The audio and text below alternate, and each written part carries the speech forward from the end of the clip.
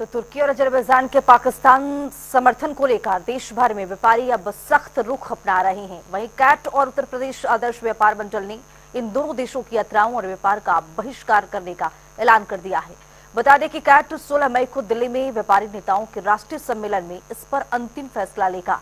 इसको लेकर हमारे संवाददाता ने उत्तर प्रदेश आदर्श व्यापार मंडल के प्रदेश अध्यक्ष संजय गुप्ता से खास बातचीत की है। क्या कुछ उन्होंने कहा, सुनिए।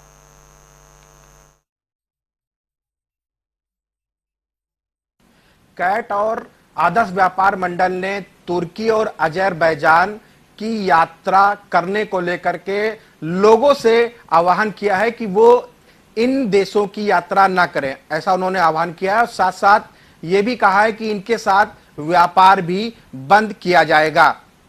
हमारे साथ बात करने के लिए उत्तर प्रदेश आदर्श व्यापार मंडल के अध्यक्ष हैं संजय गुप्ता जी, हम इनसे बात करेंगे। कैट और आदर्श व्यापार मंडल ने आह्वान किया है लोगों से कि वो अजरबैजान और तुर्की से जो वहां जाते हैं लोग वहां जाना बंद करें, यात्रा वहां का जो है बंद करें और साथ साथ जो व्यापार है वो भी बंद किया जाएगा। क्या कहेंगे? पाकिस्तान के मुद्दे पर जो हमारा दुश्मन देश है पाकिस्तान, पड़ोसी देश, आतंकी देश, भिखारी देश, गरीब देश जो है, उसने अभी जो भारत के साथ व्यवहार किया उस पर चाइना, तुर्की और आपका अजरबैजान, ये 3 देशों ने खुल के समर्थन किया। इससे भारत के व्यापारियों में बहुत अधिक रोष है।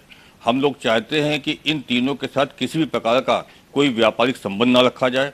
उत्तर प्रदेश आदर्श व्यापार मंडल ने और confederation of all India traders ने देश के लोगों से ये अपील की है कि हम लोग वहाँ पर घूमने के लिए जाते हैं तो इससे उनकी अर्थव्यवस्था मजबूत होती है।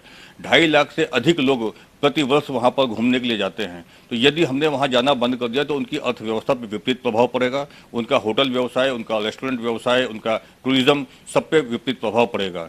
जो हमारे दुश्मन देश का दोस्त होगा वो हमारा दुश्मन होगा। तो ऐसी स्थिति में भारत किसी भी प्रकार का व्यापार नहीं करेगा। भारत के व्यापारी अब इन तीनों देशों से कोई व्यापार नहीं करेंगे, ऐसा हम लोग चाहते हैं। अभी वाणिज्य मंत्री श्री पीयूष गोयल जी से हम लोगों ने अपील की थी कि अमेजॉन जो पाकिस्तान के झंडे के संबंधित सामग्री बेच रहा है उसे प्रतिबंध लगाया जाए। पीयूष गोयल जी ने उस पर प्रतिबंध लगा दिया है। तो अब जो भी हमारे दुश्मन का दोस्त होगा वो हमारा सीधे रूप से दुश्मन होगा। तो हम लोग चाहते हैं, देश के व्यापारियों ने, उत्तर प्रदेश आदर्श व्यापार मंडल ने, confederation of all India traders ने यह तय किया और कल दिल्ली में पूरे देश के शीर्ष व्यापारी नेता इकट्ठा होंगे और इन तीनों देशों के खिलाफ हम लोग रणनीति बनाएंगे कि इनको व्यापारिक रूप से हम लोग कैसे चोट पहुंचाएं, आर्थिक रूप से इनको कैसे चोट पहुंचाएं। एक तरफ प्रधानमंत्री जी ने सिंधु जल समझौता को स्थगित करके जल का इनको नुकसान पहुंचाया है और दूसरे व्यापारिक गतिविधियों से नुकसान पहुंचाया है। और भारत के व्यापारी भी अब पूरी कोशिश करेंगे और हम लोग कल रणनीति बनाएंगे बैठ करके कि पूरे देश में कोई भी व्यापारी इनसे अब आगे ना कोई माल खरीदेगा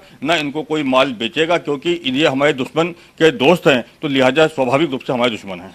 अगर बात की जाए नुकसान की, अगर भारत से जो भी आयात निर्यात होता है, तुर्की हो अजरबैजान हो, सामान को अगर बहिष्कार किया जाता है भारत की ओर से, तो कितना लगभग जो है तुर्की को नुकसान झेलना पड़ता है? ये कई मिलियन डॉलर का इनको नुकसान पहुंचेगा।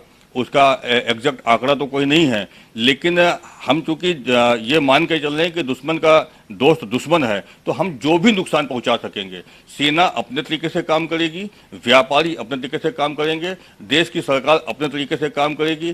दुश्मन के किसी भी साथी को हम लोग बर्दाश्त नहीं करेंगे। भारत 140 करोड़ की जनसंख्या वाला देश है, हम सबसे बड़ी आबादी है। ऐसी स्थिति में हमारी मार्केट का साइज बहुत बड़ा है। विश्व में किसी को भी अगर व्यापार करना है तो हमसे दोस्ती उसको रखनी पड़ेगी। हमसे जिसने भी अगर जरा से भी आंख दिखाई तो उसको हम लोग आर्थिक रूप से चोट पहुंचा करके उसकी अर्थव्यवस्था को प्रभावित करने का काम करेंगे। देश के व्यापारियों ने तय कर लिया है और भारत की सरकार भी अब अपने नए स्वरूप में है। भारत नए स्वरूप में, नए कलेवर में और नए तेवर में है। आपने देखा कि पूरे विश्व ने देखा है कि किस तरीके से पाकिस्तान के एपिसोड में भारत ने अपनी ऊर्जा, हमारे सैनिकों ने किस तरीके से अपना साहस दिखाया है कि पाकिस्तान को उल्टे मुंह की खानी पड़ी, उसको बैकफुट पर आकर के माफी मांगनी पड़ी और उसको जो है गिड़गिड़ाना पड़ा कि हमको बख्श दो, हमारे पर रहम करो। भारत ने रहम किया है और अभी प्रधानमंत्री जी ने भी कहा है कि इसको स्थगित किया गया है, सिंदूर जो ऑपरेशन है इसको स्थगित किया गया है, इसको खत्म नहीं किया गया है। तो ऐसी स्थिति में किसी भी रूप में पाकिस्तान पनप नहीं पाए और उसको पनपाने वाला कोई भी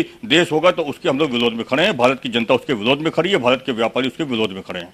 तो ये थे संजय गुप्ता जी, व्यापारी नेता है। जिस तरीके से उन्होंने बताया है कि कोई भी देश जो भारत के विरोध में पाकिस्तान के साथ में खड़ा होगा जा करके, तो उसके जिस तरीके से पहले चीन को के सामान को बाइकआउट किया जाता रहा, उसका काफी असर पड़ा है चीन पे। और अब चूंकि तुर्की और अजरबैजान है, इनके जहां एक तरफ उन्होंने व्यापारियों ने अपील की है आम लोगों से कि वहां की यात्रा को खत्म करे, उन्होंने आह्वान किया, और साथ साथ जो सामान है वो सामान को भी जो है बाइकआउट करने के लिए लगातार अपील की जा रही है। यानी कि भारत की जिस तरीके से बात की जाए ऑपरेशन सिंदूर की, तो उसके लिए सभी लोग हो चाहे व्यापारी हो, सभी एकजुट हैं और सभी एकजुट होकर के तुर्की और अजरबैजान को जवाब देने के लिए तैयार है। कैमरा पर्सन रियाज के साथ मैं अंकुर जायसवाल, जनता टीवी, लखनऊ।